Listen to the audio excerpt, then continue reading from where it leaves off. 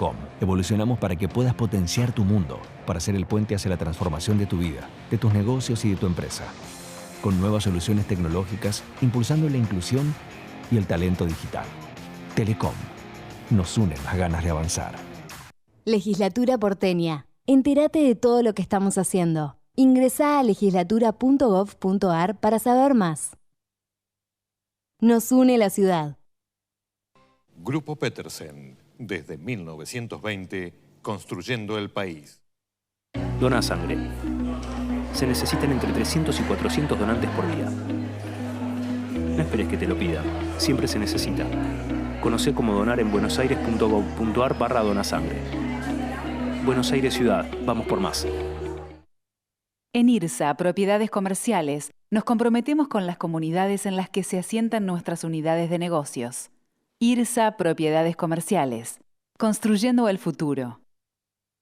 En Provincia ART, a las pymes que apoyan al país, las apoyamos con un plan que se adapta a su realidad. Ingresá a provinciaart.com.ar/pymes, cotizá y mejorá tus costos. Provincia ART, la aseguradora de riesgos del trabajo del Grupo Provincia. En Arcor trabajamos a través de una gestión sustentable, innovando en cada uno de nuestros productos para que todas las personas podamos vivir mejor.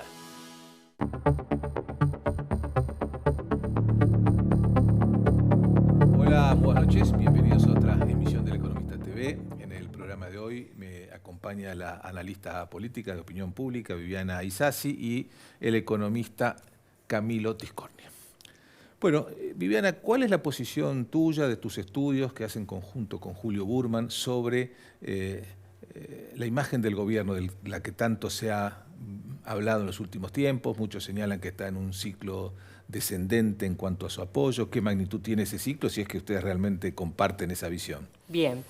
Bueno, nosotros la verdad que en las encuestas lo que hemos identificado es que Milei se mantiene en una línea del 50, 52, 53 y que incluso tiene su núcleo de votantes, inclusive el votante blando, bastante más cautivo de lo que por ahí se comenta, ¿no? Porque el hecho es también que al no ofrecer enfrente a alguien que arremeta o que tome el guante, cuando Milei, por ejemplo, acelera, como lo hizo el fin de semana, tampoco le da mucha opción al que quizás le guste las ideas o las verdades, pero no tanto las formas.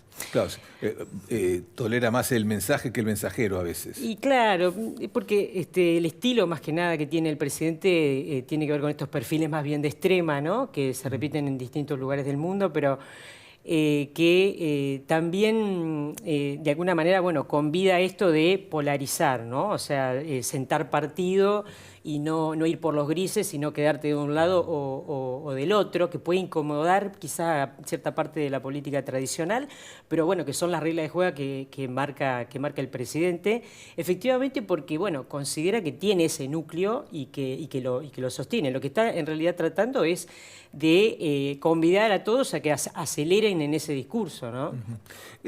Hay unos colegas tuyos que hablan de un punto, como un punto de quiebre en cuanto a la imagen presidencial. Algunos lo ubican en el veto al ajuste jubilatorio, otros creen que estuvo más bien en ese fallido intento el domingo a la noche de hacer una presentación del presupuesto frente al Congreso, que tuvo además muy baja repercusión en términos de apoyo público. ¿Ustedes ven alguno de estos episodios que pueden haber afectado la popularidad presidencial o no? Sin embargo, a nosotros nos da que el núcleo del sub-35, que es uno de los núcleos, de los segmentos más importantes que tiene el presidente, que de alguna manera lo llevó, porque casi un 70% lo votó, lo sigue sosteniendo, o sea, sigue teniendo una aprobación de un 50-50, entre 50 y 55. Y también el votante que va de mayor de 60 años. O sea, si uno va a los debates de esta semana, las universidades interpela mucho al sub-35 y el tema del veto de las jubilaciones interpela obviamente al mayor de 60 años. Son los dos segmentos que a nosotros nos da que siguen estando en la línea de flotación.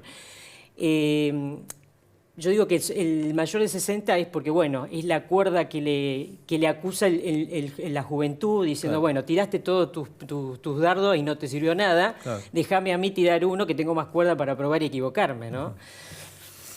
Bueno, ¿Cuáles son los temas que en los trabajos de investigación que hacen ustedes son más relevantes a la hora de evaluar el gobierno?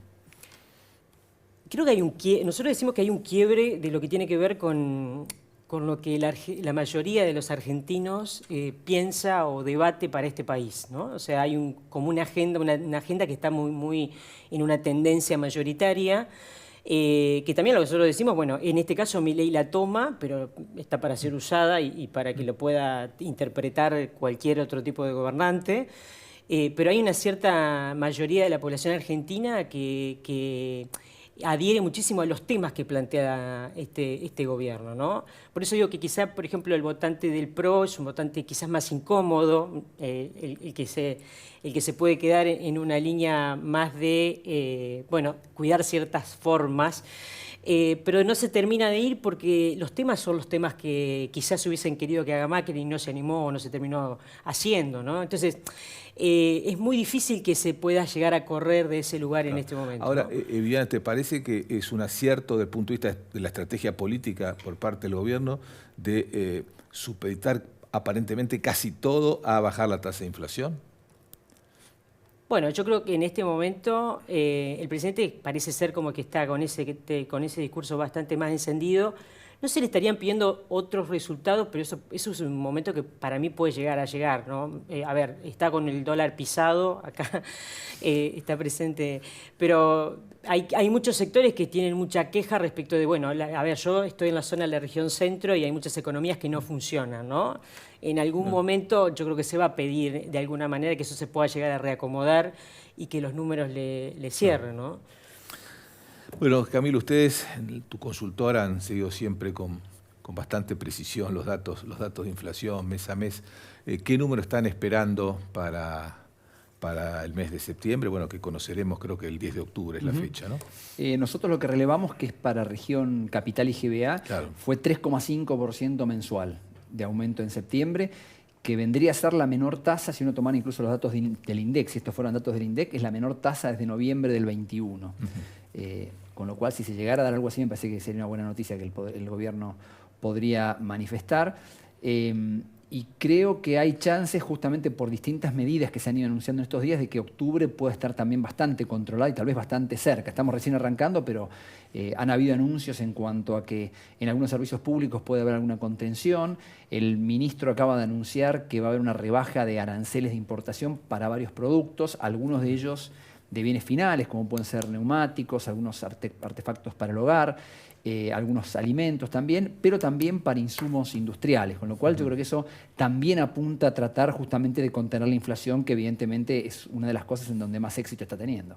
¿Y vos crees, Camilo, como alguno de tus colegas, que hace falta un programa de estabilización más integral que ataque básicamente lo que se llama la inercia inflacionaria, ¿no? Porque a pesar de que esta tendencia descendente que vos estás marcando, bueno, todos los meses tenemos algún ajuste. En octubre son colegios de prepaga, medicina prepaga, se postergan unos, pero el mes siguiente van a volver a aumentarse.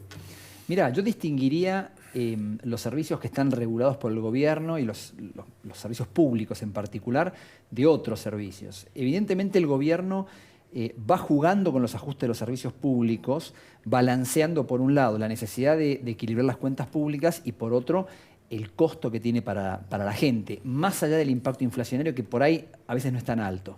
De golpe, un aumento del gas como el que hubo, que cae en el invierno, en donde uno más consume, tiene un peso enorme. Cuando esto se va dando ahora en octubre, noviembre, que el consumo de gas baja, va a ser mucho menos incidente. Ahora, en otros rubros de tipo privado, como los colegios, las prepagas, que tienen que ver con el tema de la inercia, sin embargo, uno lo que ve es que mes a mes van aumentando un poco menos. Es decir, que esa inercia de a poco se va como acomodando también a lo que va siendo la realidad de la macro. Entonces yo creo que, si bien la inercia está, y siempre es discutible si el gobierno no debería haber hecho algo para trabajar con la inercia, me parece que la inercia poco a poco va cediendo. Igual ustedes ven entonces una tasa de inflación con tendencia bajista, no llegando al 18% el año que viene, eso lo veo como plantea el presupuesto. No, eso lo veo muy pero difícil. es que indudablemente será, a juicio de ustedes, en el 2025 la tasa de inflación menor a la de este año. Y sí, es que muy probablemente, porque vos fíjate que este año estás muy influido por la primera parte. De hecho, este año la inflación podría estar en 120%, por poner un número en todo el año, pero está cerrando el año en torno a 3-4%. Si vos analizaras eso, te va a dar en torno al 50%, si se mantuviera eso, sin bajar más la inflación, o sea, con que solo se mantuviera. Entonces, lógicamente, cuando veamos el año que viene, muy probablemente una tasa de inflación bastante más baja que este año. ¿Y ves la posibilidad que con un contexto de inflación descendente empiece a verse una recuperación de los salarios, que bueno, en el sector registrado se ha visto con más intensidad, pero que también que esto se traslade a otros, sin duda, a los no registrados, bueno, además el empleo público, que es el más postergado en cuanto a ajustes? Sin duda. Las estadísticas que hay hasta el momento, como decís vos, sobre todo en la parte de empleo registrado, que es donde hay mejores indicadores, claro, muestran que los salarios de a poco le van ganando a la inflación. Las estadísticas no registradas son bastante poco confiables, hay que esperar a que salgan los datos de lo que llama el EPH, que hace el mismo INDEC, que se publican con bastante demora en general, con lo cual yo diría, lógicamente la situación no es la misma para todos, pero hubo una gran caída de poder adquisitivo en el arranque del año y fin del año pasado, que poco a poco fue cediendo. Yo creo que es una buena noticia y que ayudará a cierta reactivación. Viviana, bueno, hiciste una referencia recién del acto del fin de semana pasado, el sábado, en Parque Lezama. Por un lado, bueno, vos decís que Milei se sostiene en este discurso, si se quiere, disruptivo, polarizador, pero al mismo tiempo, bueno, el acto de fin de semana, muchos analistas políticos dijeron, bueno, fue un acto que tuvo todos los condimentos de la política tradicional, ¿no? El acto, los oradores, además planteando un objetivo desde el punto de vista electoral, como es llenar de libertarios la Cámara de Diputados y el Senado el año próximo. ¿Qué impacto tiene eso en el electorado? ¿Lo percibe como que Milei está empezando a jugar con las reglas clásicas que venía a terminar, o es parte de un proceso que es comprendido? Claro, creo que en realidad creo que el presidente está con los ojos puestos en el Congreso del primer momento que llegó al gobierno, ¿no? Por una cuestión práctica, que es que no tiene, obviamente, algo que se han tenido otro gobierno, que es mínimamente algún plafón electoral, un plafón partidario que le garantice, obviamente, cierta gobernabilidad. Entonces, me parece que acá lo que está diciendo es, bueno, armamos un partido político y salimos a la cancha acelerando absolutamente con nuestras consideraciones y nuestros objetivos. Por un lado, polarizando con el kirchnerismo nuevamente, o sea, poniendo realmente la discusión en términos bien de extremos, que ha dejado realmente en discusiones a muchos partidos que, bueno, no saben bien dónde pararse, el PRO, el radicalismo, los mismos gobernadores. Y está diciendo que va de lleno a jugarse todo a la elección del año que viene, que creo que es el clásico objetivo que marcó al principio de su gobierno, ¿no? O sea, está diciendo que va a participar absolutamente de esta contienda en todo el país, que es lo más importante que tiene el gobierno como meta principal, y que acá se juegan, bueno, una polarización. Ahora, no es jugar mucho con la casta, con la misma estética, con los mismos objetivos de naturaleza política. Además plantea un escenario, una lucha electoral bueno, falta más de un año, bueno, para las elecciones legislativas. Bueno, y está acelerando, ¿no? El problema que tiene esto es, en realidad, no lo tiene tanto el gobierno, sino que lo tiene en realidad el resto de los partidos, ¿no? Porque por un lado hay un quiebre de identidades, de qué hago yo siendo peronista, qué hago yo siendo radical, qué hago yo siendo gobernador, si Milei plantea la discusión en dos términos polarizantes. Claro. ¿No? Y por otra parte logra nuevamente la centralidad de la política, y convengamos que a esta altura de la semana todavía no ha salido nadie a ponerlo en discusión. Entonces, no es que estén todos mudos, no saben cómo contestar. Y eso es un problema para la política.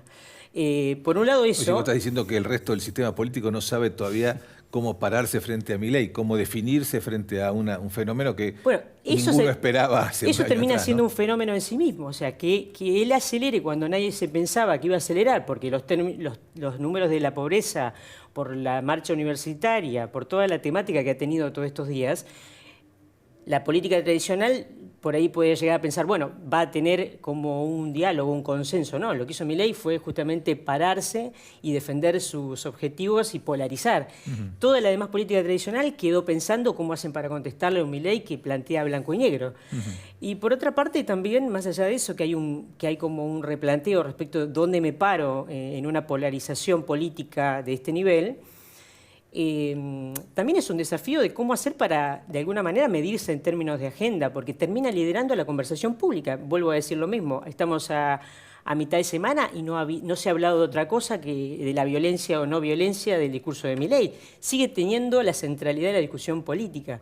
Y además invita a la militancia de las redes, lo cual es muy grande y es innovador, y sigue también siendo un condimento de la libertad avanza.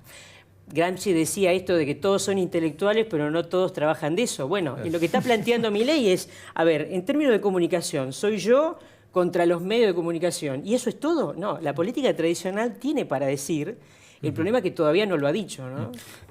Hablando de política tradicional, ¿cómo ves esta presencia de Cristina Fernández? Pues está con una actitud, con un discurso y con una agenda de candidato, no de expresidenta.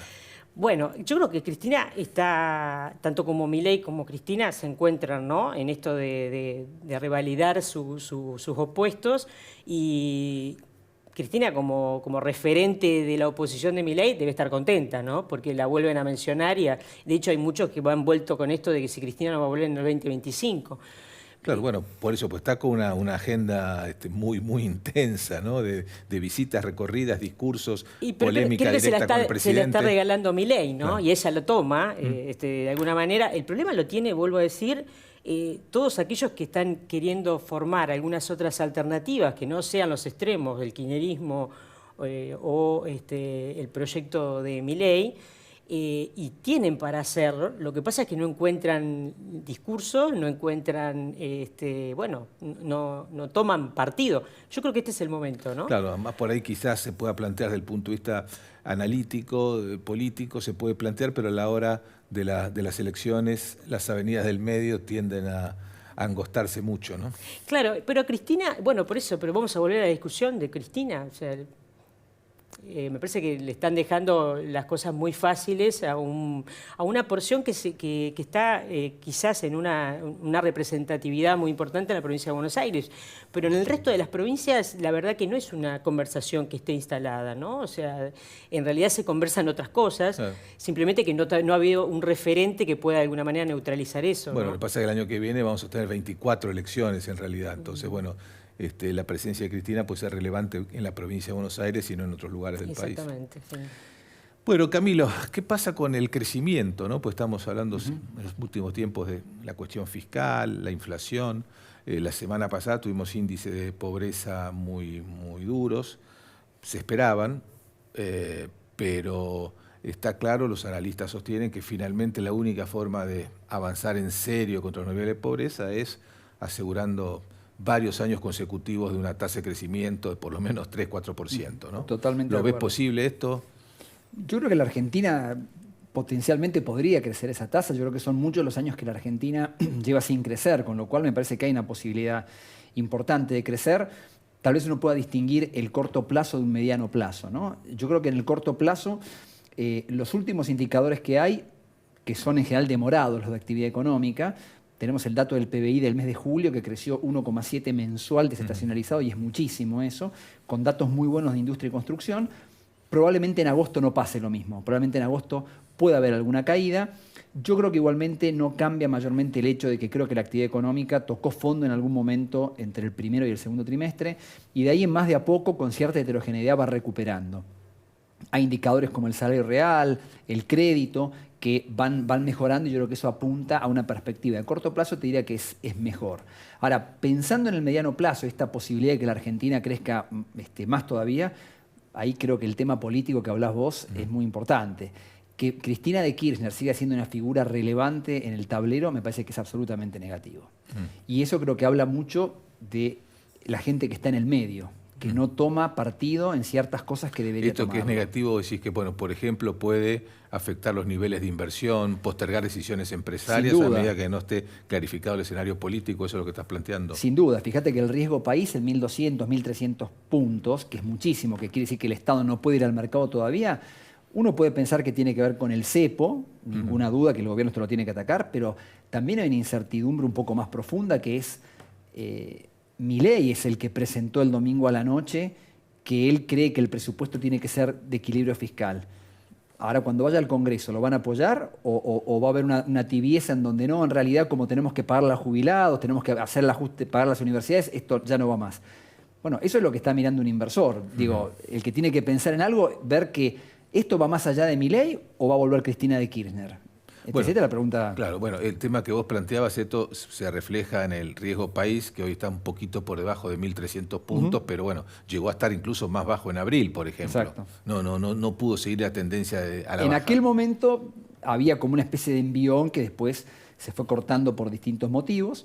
Obviamente que el cepo es un tema crítico. Yo creo que este es el tema que está más demorado. Se va a tener que liberar en algún momento, no puede demorarse indefinidamente, el gobierno no o quiere ese dar algún pistas. momento, perdón Camilo, ese algún momento se va corriendo cada vez más. ¿Vos creés, como muchos de tus colegas, que la eliminación del cepo es un requisito para un mayor crecimiento? ¿O como parece creer ahora parte del gobierno, se puede crecer aún con cepo? Yo creo que vos podés tener, para una economía que viene muy hundida, podés tener una recuperación dentro del cepo, apostando a cierto orden, recuperación del crédito, el blanqueo, o sea, son todas cosas que te pueden ayudar. No te va a permitir crecer muchos años, para eso tenés que eliminar el cepo, porque eso requiere inversión, requerimos inversión extranjera, requerimos flujo de dólares y el cepo obviamente lo traba. Pero el tema político me parece que es muy relevante, por eso para mí va a ser muy interesante el debate del presupuesto 2025 y ver justamente, el kirchnerismo ya sabemos dónde va a estar parado.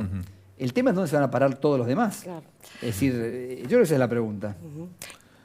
Sí. No, es que iba a conversar con esa idea porque va de la mano con lo que estábamos diciendo, claro. ¿No? Ese gran problema que hoy tienen quienes están en el medio y no saben, porque Milei lo que dice es, o estás con el kirchnerismo o estás con nosotros. Claro. No hay intermediario, no hay en el medio, ¿no? Bueno, además del contexto político, bueno, se requiere también que la economía avance en una buena dirección, porque otras veces... Totalmente. Bueno, nos acordamos el 2017, las elecciones de medio término, Macri tuvo un resultado extraordinario, a pedido de los mercados ese resultado, y sin embargo, bueno, después vinieron 2 años con muchas dificultades. Así que, más allá del contexto político, la consistencia económica termina siendo clave. Camilo, para terminar, contanos qué va a pasar con el tipo de cambio, cómo ves que va a seguir evolucionando, ¿crees que es posible que finalmente la tasa de inflación converja con la devaluación? Yo creo que hay chances, no es rápido, creo que tampoco es lineal, pero creo que la inflación puede seguir bajando. Me parece que la clave ahí es la política fiscal y monetaria, que el gobierno creo que está muy convencido de esto, y el cepo, de alguna forma, le permite al gobierno seguir moviendo el dólar oficial al 2%. Evidentemente el gobierno no le gusta el cepo, pero está cómodo, al menos por el corto plazo, y yo creo que evidentemente ellos saben que tienen que liberar el cepo, pero entienden que es riesgoso. Y claramente entienden que en el contexto político que ellos tienen es un riesgo eso. En algún momento lo van a tener que correr. Pero a medida que se acerque las elecciones, se aleja la posibilidad de bajar el cepo, ¿no? Bueno, yo creo que hay momentos, ¿no? Porque tal vez uno podría pensar que el segundo trimestre del año que viene fuera un buen momento. Si vos tenés la cosecha de soja y pudieras liberar más en ese momento en que te entren los dólares, porque acá la pregunta es el día que vos liberás. ¿Es más lo que se te va a ir que lo que te va a entrar o cómo va a ser el balance? Ese es el tema. Entonces yo creo que el gobierno va a encontrar, está buscando reaseguros y va a encontrar momentos. Yo creo que hay momentos en donde hay buenos influjos de dólares, la cosecha de trigo tal vez puede ser un momento a fin de año, tal vez la próxima cosecha. Yo creo que son las cosas que el gobierno va a evaluar, ¿no? ¿Y la unificación cambiaria a la vez es un objetivo sin lugar a dudas, pero lo ves también lejano o crees que está condicionado? Para mí va de la mano del cepo. Y yo me imagino que es muy probable, pienso yo, que el cepo no sea un evento binario, que un día desapareció el cepo. Es muy probable, de hecho el gobierno viene levantando restricciones. Algunas restricciones que conforman de... Es decir, como forma de evitar lo que yo creo que ellos entienden, que lo más costoso para ellos políticamente es que haya una disparada del tipo de cambio, de la inflación, y todas esas cosas que ya sabemos. Entonces, evidentemente, van a hacer todo lo posible para que eso sea lo más lento posible. Y lo que han mostrado es un pragmatismo bastante importante. ¿Vos crees que hay una actitud pragmática en el gobierno? Yo creo que se aprende bastante rápido el gobierno, ¿no? A lidiar con las reglas de la política tradicional y de hecho ha dejado muy pasmados a varios respecto de cómo se han manejado en algunas maniobras, sobre todo lo que tiene que ver con lo que se está dando en el Congreso. Insisto, para mí el poder del Congreso es algo que está con más valoración que nunca. Y de hecho creo que está siendo mucho más efectivo las distintas, los distintos toma y daca del Congreso, más que con los gobernadores mismos, ¿no? En otro estilo de gobierno que en otro momento ha sido Macri, por ejemplo, tenía mucho más diálogo con los gobernadores. Bueno, no es el estilo de Milei. Acá se ha concentrado, claro, el debate en el Congreso. Y premiar a los héroes del Congreso y demás. O sea, están puestos los ojos, me parece, en levantar los perfiles individuales de cada uno de esos que quedan en la gran avenida del medio y, bueno, están en esta situación de polarización. Más que en el acuerdo con los gobernadores, a los que Macri definía como sus socios en la administración del país, ¿no? Así es. Bueno, Viviana Isasi, Camilo Tiscornia, los dos, muchísimas gracias por haberme acompañado en el programa de hoy. Gracias. Nosotros nos despedimos hasta el próximo programa. Chao, muy buenas noches.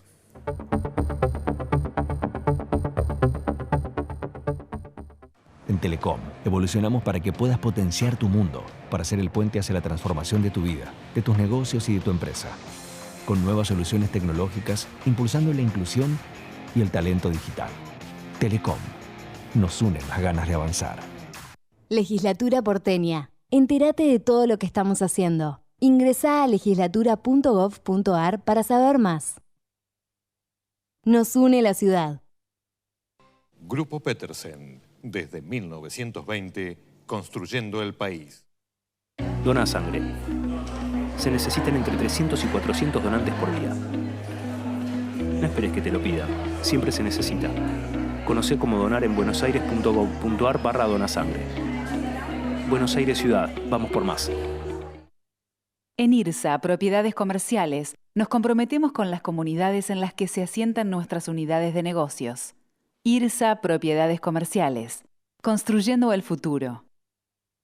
En Provincia ART, a las pymes que apoyan al país, las apoyamos con un plan que se adapta a su realidad. Ingresá a provinciaart.com.ar/pymes, cotizá y mejorá tus costos. Provincia ART, la aseguradora de riesgos del trabajo del Grupo Provincia. En Arcor trabajamos a través de una gestión sustentable, innovando en cada uno de nuestros productos para que todas las personas podamos vivir mejor.